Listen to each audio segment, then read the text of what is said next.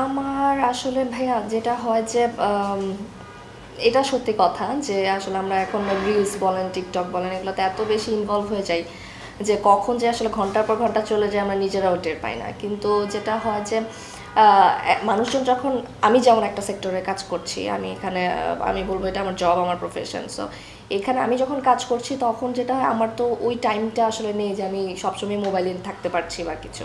তো আমার মনে হয় যখন একটা মানুষ আসলে একটা প্রফেশনে আছে তখন গিয়ে বেসিক্যালি এটা হয়তো অতটা প্রভাব ফেলে না কারো উপর, কারণ আপনি একটা নির্দিষ্ট কাজ করছেন বা ওইটা আপনার একটা দায়বদ্ধতা আছে, আপনার ওটা শেষ করতে হবে বা আর কিন্তু যারা মনে করেন বেকার আছেন তাদের মধ্যে ব্যাপারটা হয়তো খারাপ দিকে যায় বা নেগেটিভ ওয়েতে বেশি কাজ করে, বিকজ যখন আসলে কিছু করার নেই তখন সারাক্ষণই ফোন, সারাক্ষণই হয়তো টিকটক, না হলে রিলস, না হলে ফেসবুক, না হলে এটা ওইটা।